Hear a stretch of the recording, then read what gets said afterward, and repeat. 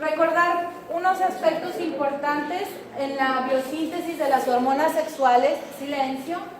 Todas provienen del colesterol. El colesterol se va a dividir se va a metabolizar a pregnenolona.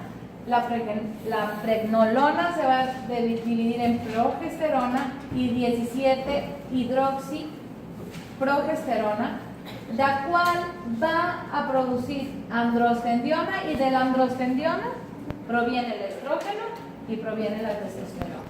¿Ok? Por medio de diferentes enzimas es que se van a producir los diferentes esteroides sexuales. La 17 alfa-hidroxilasa es para las testosteronas y la aromatasa es para los estrógenos. Esto ya lo vimos.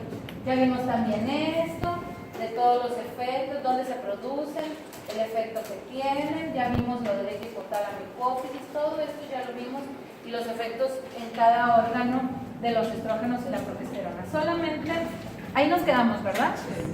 Ok, para ver ya los estrógenos se dividen en 3 grupos. Los estrógenos, ¿perdón? ¿Eso ya? Ok, los estrógenos naturales, los semisintéticos y los sintéticos.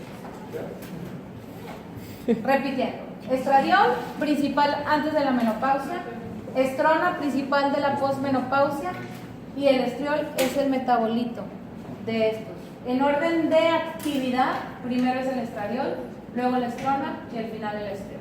Los semisintéticos, el principal es el etinilestradiol, es el principal compuesto de los estrógenos que se utilizan oralmente, sobre todo en los anticonceptivos, y los derivados del estradiol, o hay unos que son naturales que se les llaman estrógenos equinos conjugados, que también son naturales, se obtienen de la orina de las yeguas.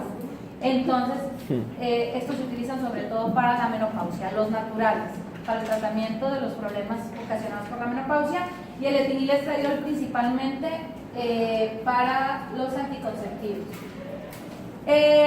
¿Vimos esto? No.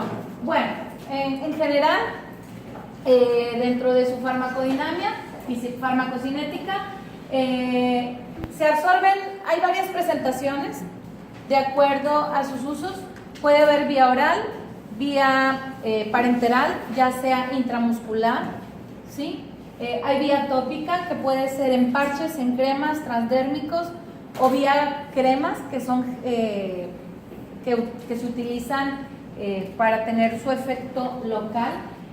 La distribución de los estrógenos es amplia. El 90% se unen a las proteínas fijadoras de globulinas que transportan los esteroides sexuales.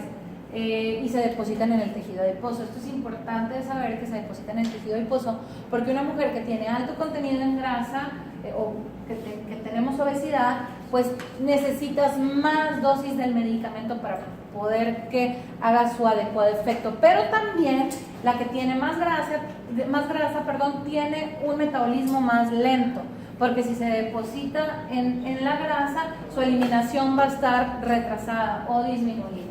Su metabolismo principalmente es hepático. Todos los estrógenos que se ingieren o se aplican tienen una circulación enterohepática. ¿Qué quiere decir? Que pueden reutilizarse, ¿okay? Los mismos metabolitos se vuelven a utilizar, sobre todo aquellos que son intramusculares o que son vía oral. Los que son transdérmicos o que son a base de geles, cremas o parches, tienen menor circulación enterohepática, y es por eso que esos se prefieren para cuando tienes efectos secundarios, porque no pasan, no se metabolizan de la misma forma, y los productos de su metabolismo no causan las reacciones secundarias. ¿Ok? ¿Cómo es el metabolismo? Primero el estradiol, se va a metabolizar estrona y después se metaboliza al estriol, que se va a eliminar vía biliar o vía urinaria. Hay dos usos principales: componentes de los anticonceptivos o de los hormonales, anticonceptivos hormonales, porque los anticonceptivos pueden ser de otros tipos, o para hormonoterapia de las mujeres con la menopausia. Son los dos usos principales. ¿Ok? Además, como tienen efectos en diferentes órganos, y tienen diferente acción también en diferentes lugares. Cuando les enseñé la tablita de que estrógenos y progesterona, útero, ovario, trompas de falopio, en la circulación, todo eso, de acuerdo a esos efectos que tienen fisiológicos, es lo que vamos a esperar de diferentes medicamentos, ¿sí? Los efectos que van a tener. Entonces, por eso es que se puede utilizar en aquellas mujeres que tienen insuficiencia ovárica, ya sea porque les quitaron los ovarios, ya sea porque tienen una enfermedad autoinmune y sus ovarios dejaron de funcionar, o ya sea, pues obviamente, como una terapia de restitución hormonal cuando tienes la menopausia. También podemos utilizarla cuando hay una hemorragia funcional uterina, por alteración en la secreción o en la regulación del ciclo menstrual, pero no se usan cuando las hemorragias son por miomatosis, porque los miomas crecen con los estrógenos, ¿ok? Se puede utilizar en la dismenorrea, sobre todo combinada con la progesterona, porque tienen efecto a nivel de las prostaglandinas, disminuye la síntesis de prostaglandinas y además también la dismenorrea está relacionada con la contractilidad uterina y la progesterona. Bueno, ahorita estamos hablando del estrógeno, pero cuando se utiliza como anticonceptivo, la progesterona disminuye la contractilidad uterina. También se puede utilizar en los cánceres de próstata dependientes de andrógenos y en los cánceres de mama.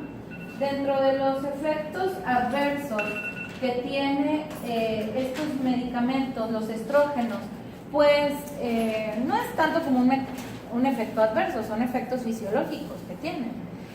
Los estrógenos van a incrementar la cantidad del moco cervical, van a producir un aumento del tamaño uterino también. El uso de estrógenos continuo, cuando yo no tengo una contraparte de progesterona, si lo uso continuamente, me van a producir diferentes variedades de irregularidades del ciclo menstrual, entre los que podemos tener hipermenorrea, metrorragia y amenorrea. Todas estas definiciones ustedes las van a ver el próximo semestre.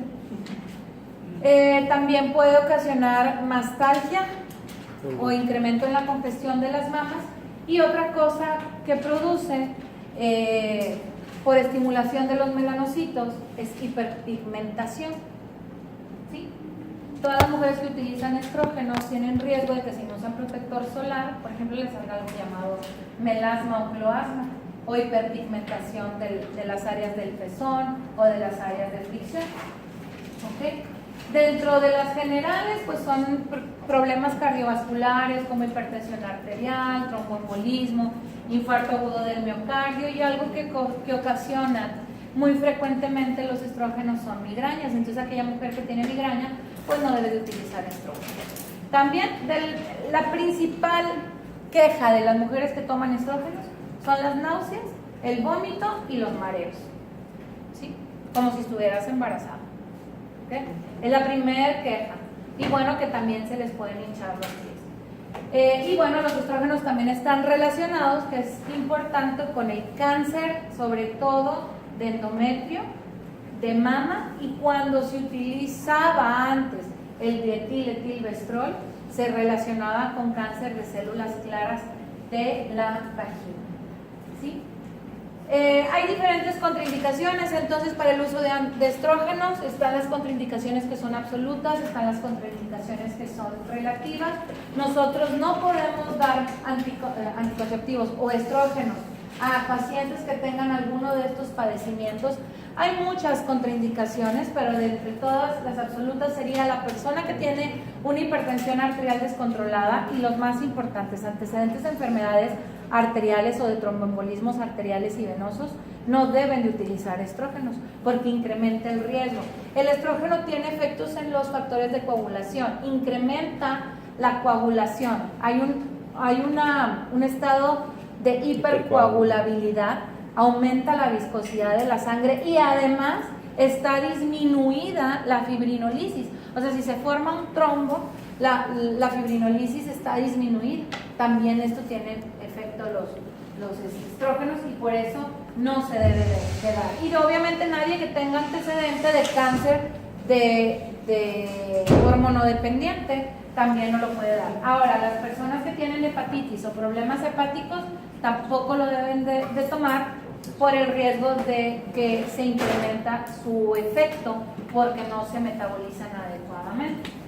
Hay contraindicaciones relativas que, por ejemplo, una hipertensión que no está descontrolada, la diabetes mellitus, hemorragias que sabemos que no tenemos un diagnóstico, pero mientras hacemos el diagnóstico para parar la hemorragia, hay diferentes situaciones que debemos de valorar el riesgo-beneficio de cada paciente, y entre ellos también está la presencia de varices en las piernas, dependiendo del grado de varices, el tabaquismo, porque el tabaquismo por sí mismo también incrementa el riesgo de tromboembolias, porque también las sustancias producidas por el tabaco te producen un incremento en la hipercoagulabilidad.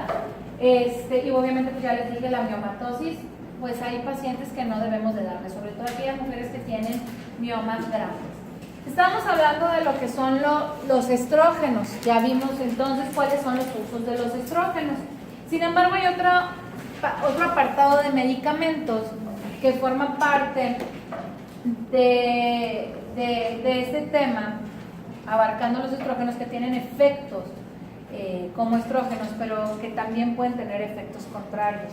Entre este grupo se encuentran los moduladores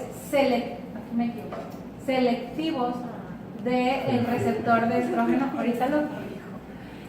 Son productos no estrogénicos, esto es importante. No son estrógenos, pero sin embargo su composición va a ir a actuar a nivel del receptor. Miren, los receptores de los estrógenos, eso me faltó decirles, son de dos tipos. Uno se llama receptores tipo alfa y otro se llama receptores tipo beta. De acuerdo al receptor que se estimula, es lo que se produce. El estímulo del receptor va a cambiar la configuración del núcleo y va a tener diferentes mecanismos a nivel celular, a nivel del núcleo. Depende mucho del DNA y del RNA. Pero bueno, la cuestión es que no todos los tejidos tienen la misma cantidad de receptores alfa y de receptores beta. ¿Ok? Entonces unos tienen más de unos, otros tienen más de otros, del otro, o pueden tener la misma cantidad. Los diferentes tejidos tienen diferente cantidad de receptores, y es por eso que los medicamentos pueden actuar a veces en un tejido más que en otro, y es para eso que se dan sus usos. Y en esto se basan los moduladores selectivos del receptor estrogénico. Hay unos que pueden actuar como agonistas en algunos tejidos, pero como antagonistas en otros. ¿Ok? Entre ellos tenemos tres principales medicamentos que están aprobados para utilizarse y que se utilizan y que tienen sus indicaciones específicas. O sea, es bien fácil. Aquí el mecanismo de acción es la unión a los receptores estrogénicos y van a cambiar, van a provocar un cambio en la forma del receptor, y eso va a ser su mecanismo de acción. Tamoxifeno, raloxifeno y el toremifeno. El toremifeno es un derivado del tamoxifeno y se usan en lo mismo. El tamoxifeno es un antagonista en la mama. Entonces todos aquellos cánceres que son dependientes de los estrógenos, ¿sí?, van a ser favorecidos cuando nosotros utilizamos el tamoxifeno. De hecho, pues es una indicación. Aquellas pacientes con cáncer de mama dependiente de estrógenos se utiliza porque va y bloquea el receptor e impide el crecimiento, ¿ok?, de este tumor. Es el uso. Pero también, si vemos, es agonista en hueso, en útero, en hígado y en el área urogenital. ¿Qué quiere decir que es agonista? Que va a ir a simular el efecto del estrógeno natural en esas áreas, pero en el sistema nervioso central va a ser un antagonista. ¿Por qué? Porque me va a producir la liberación continua de la GnRH. Entonces es por eso que yo voy a tener los bochornos. Pero como es agonista en el útero, puedo tener hemorragias vaginales y puedo tener alteraciones en el ciclo menstrual. Y además, el tamoxifeno tiene un riesgo elevado de cáncer de endometrio y también de riesgos tromboembólicos. Entonces, su uso solamente es en el cáncer de mama, pero se prefiere utilizar en aquellas pacientes que no tienen útero. O si tienen útero, debemos de estar valorando perfectamente a estas señoras que no vayan a desarrollar un cáncer de endometrio. Obviamente que el cáncer de endometrio, lo relacionado a la carcinogénesis, hablando en general del uso de los estrógenos, no es inmediato, es un efecto acumulativo y se ve que tienen incremento de riesgo cuando se utiliza a más de 3 a 5 años. ¿Sí? Si yo dejo de utilizar el medicamento, es decir, yo tomo 2 años anticonceptivos que tienen estrógenos, entonces yo tengo incrementado el riesgo de cáncer, pero yo lo dejo de tomar, se va a quitar después de 3 a 5 años de que lo utilizo. ¿Ok? ¿Sí me explico? Entonces el riesgo ya después de 3 años yo voy a tener el mismo riesgo que las demás personas. ¿Ok? Aquí en este grupo también está el derivado del tamoxifeno, ese no lo incluí en una diapositiva. El otro sermo inhibidor selectivo o estimulador selectivo de los estrógenos es el raloxifeno. El raloxifeno también es antagonista en mama y endometrio, entonces puede utilizarse sin ningún problema de producir alteraciones a nivel del útero. Pero el principal uso que nosotros le damos al raloxifeno, por su acción potente como agonista en el hueso, es para la osteoporosis. Entonces el raloxifeno nosotros lo utilizamos para prevenir la osteoporosis, que es causada por una deficiencia estrogénica, porque la osteoporosis puede ser por muchas causas, sino más bien la osteoporosis causada por una deficiencia estrogénica, sobre todo en aquellas pacientes postmenopausas, y también los mismos efectos adversos. Ahora, existe otra clase de medicamentos relacionadas con los andrógenos, que son los antiestrógenos, que estos son antagonistas puros. Ahí sí, completamente hacen lo contrario de los estrógenos.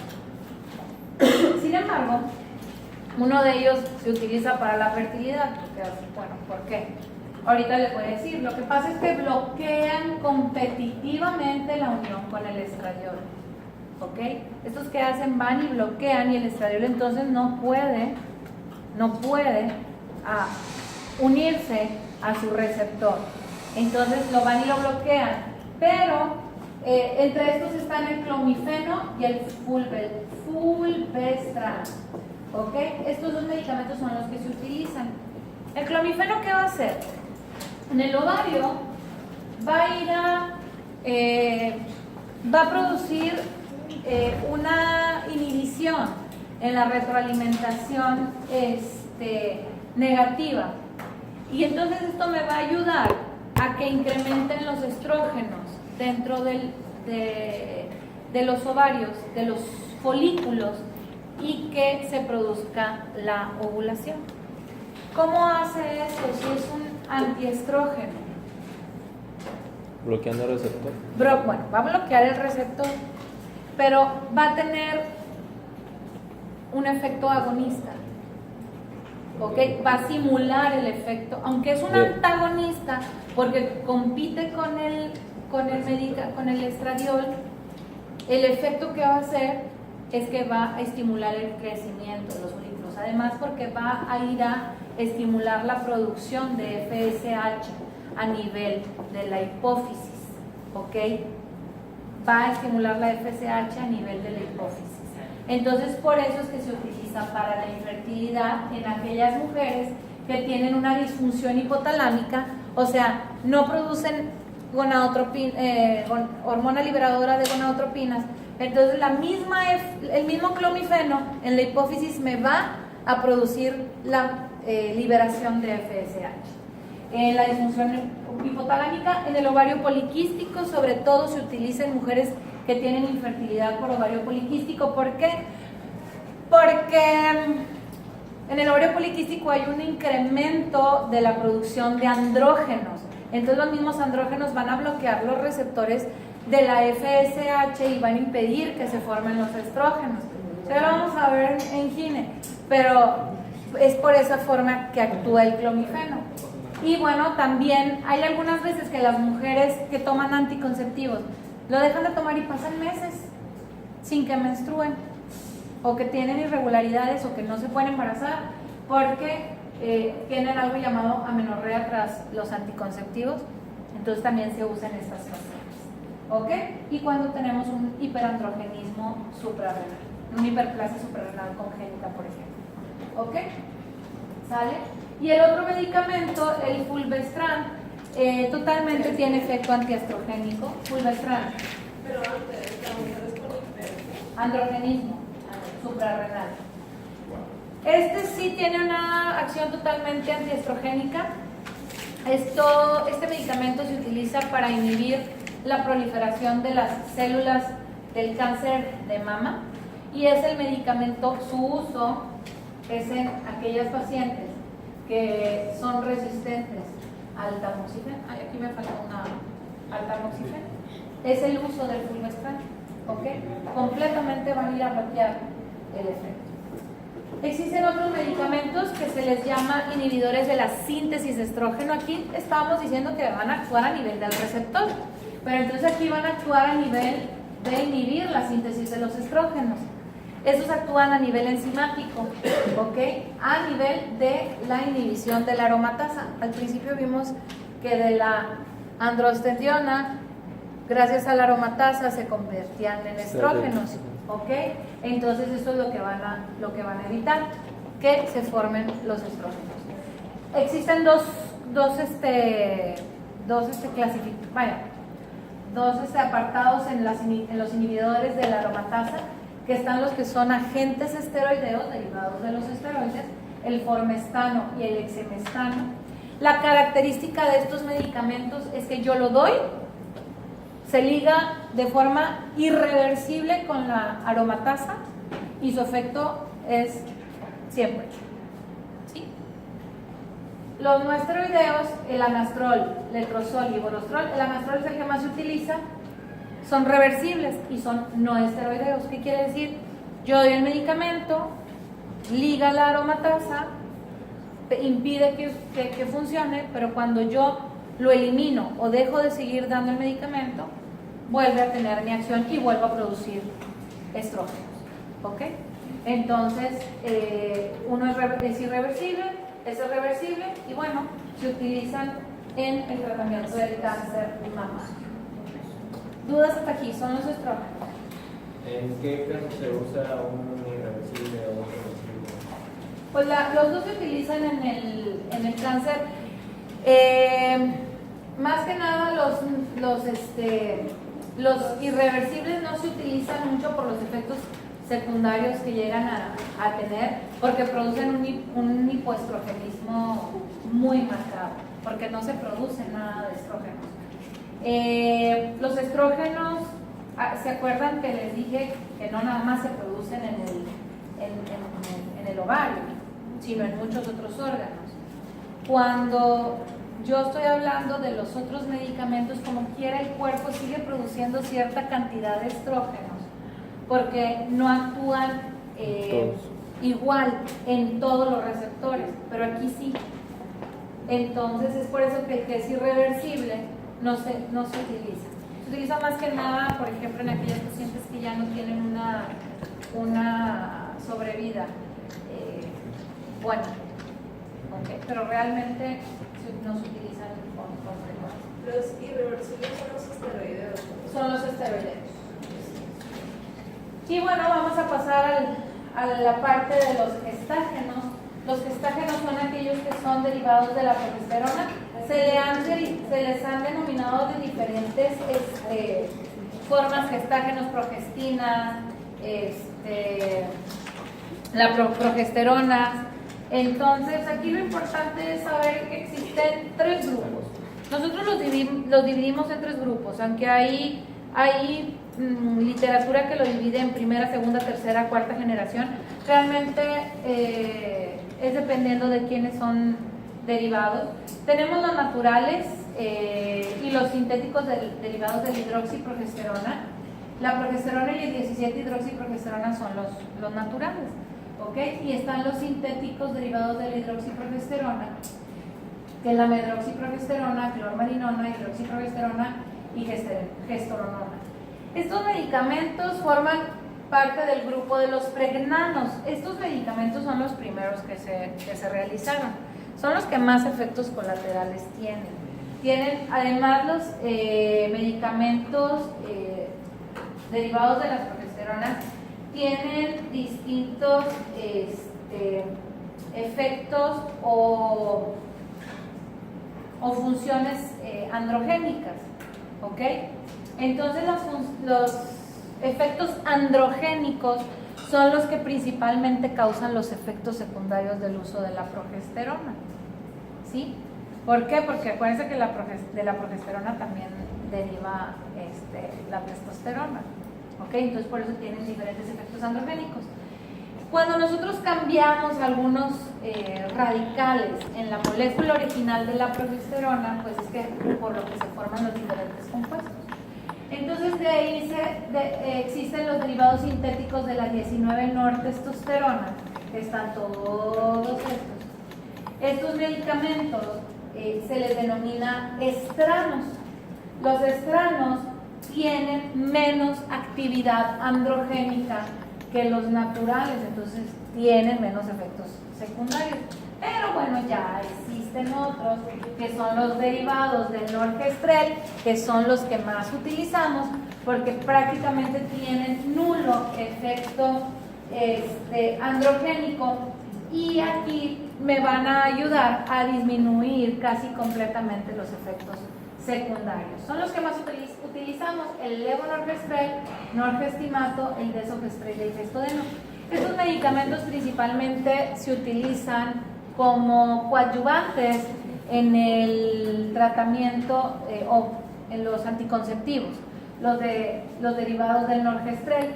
Los anteriores, lo que es la progesterona micronizada, esta o la 17-alfa-hidroxiprogesterona, la podemos utilizar principalmente, por ejemplo, como terapia adyuvante en aquellas mujeres que tienen que recibir estrógenos durante la menopausia, para evitar que tengan sangrados o que incremente el riesgo del cáncer de endometrio. Y sobre todo el acetato de medroxiprogesterona, los de este grupo, los estranos, se utilizan como medicamentos de depósito.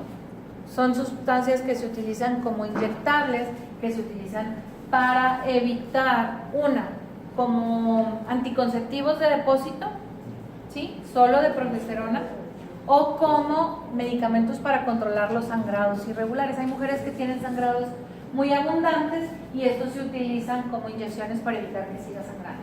Hay una cosa bien importante: los estrógenos por sí solos no funcionan como anticonceptivos. Tienen que estar combinados con la progesterona para ser anticonceptivos, ¿ok? Pero la progesterona por sí sola sí puede ser un anticonceptivo, ¿ok? Por eso existen anticonceptivos solo a base de progesterona. Claro, tienen menor eficacia que los combinados, ¿ok? Pero la progesterona por sí sola sí se utiliza como anticonceptivo. ¿Dudas hasta aquí? Igualmente hay vía oral, vía intramuscular, hay parches, hay transdérmica. La progesterona además sola, la vía transdérmica o vía de gel, se utiliza para aliviar los síntomas de la mastalgia o de la mastopatía fibroquística, porque muchos de estos medicamentos, de estos padecimientos, tienen receptores para la progesterona que disminuyen la congestión y el edema mamario. Igual, se ligan a proteínas, también tiene circulación enterohepática, sobre todo el principal metabolito de la progesterona o de estos medicamentos es el pregnanolol y la norepinefrina, ¿ok? Que son las fases, los metabolitos que también son activos. Son algunos de los reacciones adversas en el área ginecológica que puede causar el uso de la progesterona: alteraciones a nivel de la mucosa vaginal. Las pacientes que utilizan progesterona tienen más riesgo de tener candidiasis vaginal porque causan alteración en la flora bacteriana normal, y también pueden tener su uso continuo el riesgo de tener alteraciones del ciclo menstrual. Generales, sobre todo, ¿por qué acné e hirsutismo? Sobre todo aquellos progestágenos que tienen efecto androgénico, como la testosterona, van a producir acné e hirsutismo en la salida de vello, o inclusive van a tener disminución de la libido, irritabilidad, cansancio. El principal efecto, igual como el de los estrógenos, es las náuseas y el vómito. ¿Okay? Hay diferentes contraindicaciones, sobre todo de los noresteroides, que son pacientes a las adolescentes que tienen alteraciones en el ciclo menstrual, que tienen problemas hepáticos. Obviamente el embarazo no se puede utilizar. Los noresteroides, no así la progesterona natural. De hecho, la progesterona natural se puede utilizar en el embarazo. Los noresteroides no se utilizan porque tienen efectos androgénicos y, por ejemplo, en el embarazo, si yo le doy progesterona derivada de los estranos a una mujer embarazada, puedo causar virilización de un producto si es femenino. ¿Ok? Entonces por eso no se puede dar, porque tiene efectos androgénicos. La progesterona natural sí se utiliza en el embarazo. De hecho, nosotros la podemos utilizar como un adyuvante para algo que se llama insuficiencia lútea o amenaza de aborto por insuficiencia lútea, porque no se produce adecuada progesterona en el cuerpo amarillo. Y ya cuando ya se produce la placenta, pues ya se empieza a producir. ¿Ok? Entonces, los usos terapéuticos de la progesterona son como coadyuvantes a los estrógenos, tanto en los anticonceptivos como en la menopausia. También puede utilizarse cuando tenemos una hemorragia disfuncional, sobre todo aquellas causadas por periodos anovulatorios. Si yo no ovulo, no hay progesterona. Entonces me puede causar irregularidades del ciclo la anovulación. Y entonces si yo puedo dar progesterona sobre todo los últimos días del ciclo para regular mi ciclo menstrual. Pues también en conjunto con los estrógenos se utilizan para la dismenorrea. Se pueden utilizar también en cáncer de mama, de endometrio, sobre todo aquellos que tienen receptores de estrógeno y de progesterona. Y bueno, en aquellas pacientes con amenaza, más que nada, amenaza de aborto espontáneo. ¿Okay? Y la progesterona también se puede utilizar como una prueba diagnóstica para valorar la integridad de lo que es el útero. ¿Okay? Cuando tenemos algo llamado amenorrea. Los anticonceptivos orales, entonces, es la unión de, la combinación del estrógeno con la progesterona. Y los anticonceptivos, su mecanismo de acción va a ir enfocado en tres aspectos. Primero que nada, pues van a producir la supresión, ¿sí?, de la LFH y de la FSH. ¿Por qué? Porque el cuerpo va a decir, tengo mucho estrógeno, tengo mucha progesterona, ya no voy a producir FSH y LH, no tengo por qué producirlo, pero realmente estoy engañando a mi hipófisis. Y entonces los efectos fisiológicos que tienen no van a suceder, ¿sí? Entonces van a disminuir los niveles de estrógeno y progesterona, con lo cual yo voy a tener alteraciones en la movilidad y contractilidad de las células o de los cilios de las trompas de falopio. Va a haber alteraciones en el mecanismo del moco cervical, va a tener incremento de la viscosidad del moco cervical y no va a poder ocurrir la entrada del espermatozoide para que haya fecundación. Y bueno, pues también van a inhibir la ovulación, porque los anticonceptivos impiden que yo tenga el pico de LH, porque va a mantenerla así, entonces constante, entonces pues no va a haber ni formación de folículos ni ovulación. ¿Ok? Entonces esos son los mecanismos de acción de esto. No les voy a hablar más de anticonceptivos porque eso lo vamos a ver cuando veamos anticonceptivos en química. Lo que sí es que hay algunos efectos beneficiosos o benéficos que nosotros tenemos al utilizar anticonceptivos, porque no nada más se utilizan para planificación familiar los anticonceptivos, por sus compuestos me van a ayudar a regular las menstruaciones en aquellas mujeres que tienen un problema fisiológico, me van a ayudar a disminuir las molestias de la dismenorrea, que son otros usos de los anticonceptivos, y también son benéficos porque me disminuyen la incidencia de adenomas o de quistes o de hiperplasia endometrial, el uso de anticonceptivos. Y bueno, también se habla de que me ayuda como protección para el cáncer de ovario de endometrio o de la endometritis, que es una inflamación o una infección en el endometrio, porque lo que va a ocasionar es que el endometrio va a ser muy aplanado, muy delgadito. Ese es otro de los mecanismos de acción de los anticonceptivos, que evitan la preparación del endometrio para la implantación. ¿Ok? ¿Dudas? Yo, doctora, si esas mujeres que tienen problemas de la menstruación usan constantemente esos anticonceptivos, no tendría problemas a la hora de si quererlos usar para planificar. ¿Para qué? Para planificar. No, al contrario, pudieran tener problemas con su fertilidad más adelante. Ajá, o sea, se puede regular los ciclos. Mira, el uso de los anticonceptivos se usa muy indiscriminadamente, lo utilizan mucho. Viene una mujer con alteraciones del ciclo y ¿qué hacen la mayoría de los médicos? Te doy un anticonceptivo, te voy a regular. Pues realmente no estás viendo la causa por la que está teniendo ese problema de la menstruación. Entonces el anticonceptivo te va a regular, pero cuando tú lo dejas de dar, pues la causa sigue estando ahí, entonces va a volver a tener problemas de la menstruación hasta que tú no vas y quitas la causa que te está provocando el problema de la irregularidad menstrual. No tiene problema para planificar. Si no se quiere embarazar, puede seguir utilizándolo. El problema es que cuando quiere embarazarse, la fertilidad va a estar...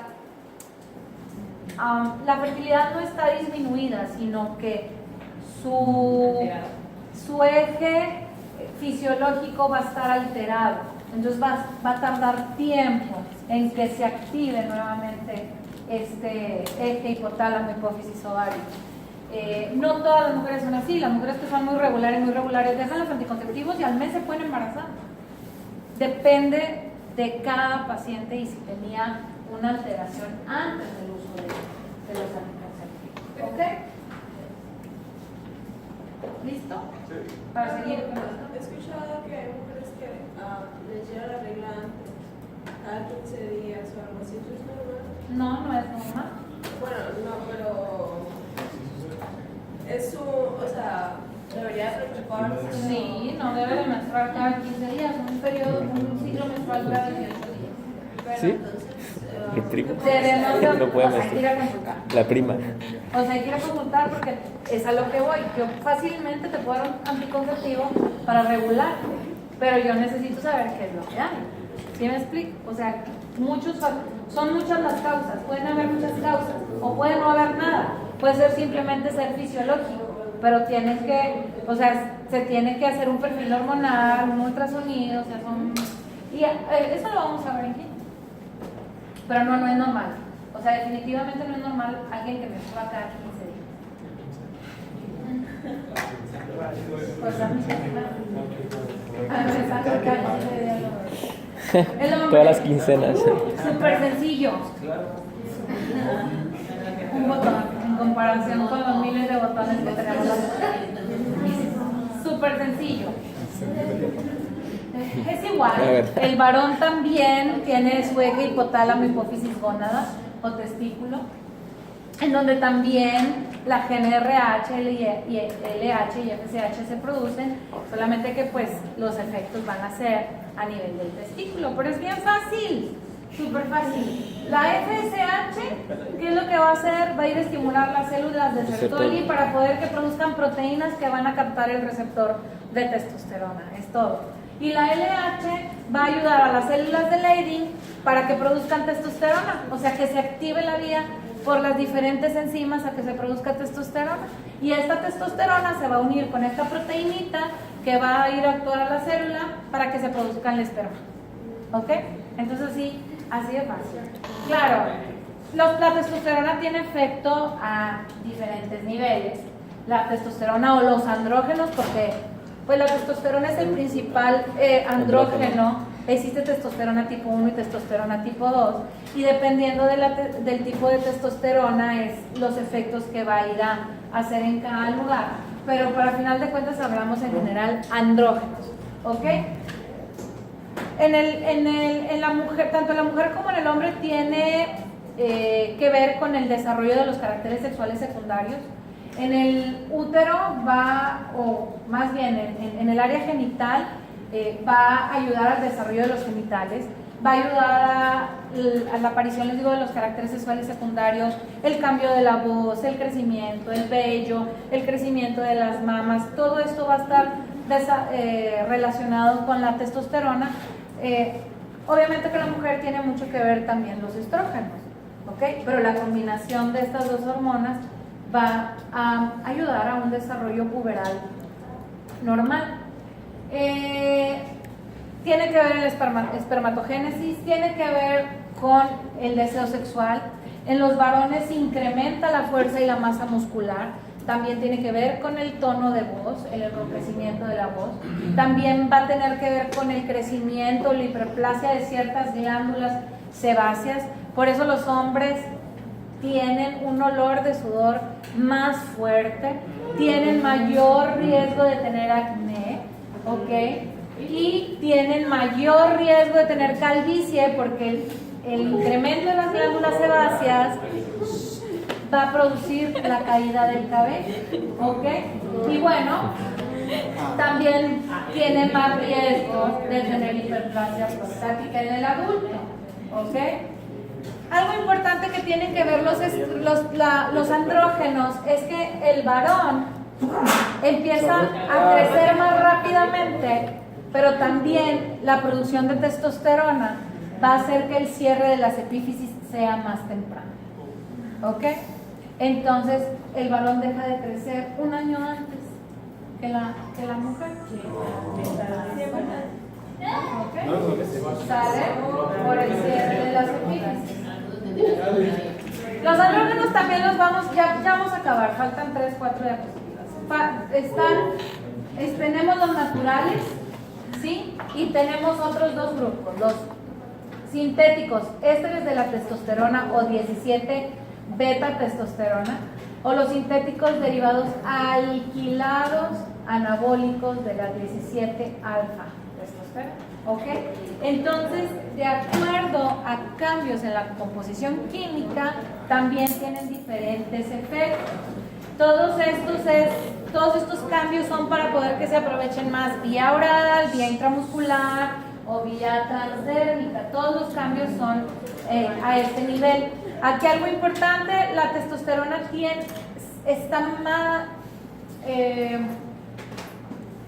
no está ligada tanto como los estrógenos a la proteína transportadora de hormonas sexuales, solamente en un 40%, sino más bien está ligada a la albúmina, ¿ok? Es por eso que problemas en el hígado que me alteran la producción de la albúmina me va a incrementar las fracciones libres de la testosterona, ¿ok? Y puede tener más efectos secundarios este tipo de pacientes.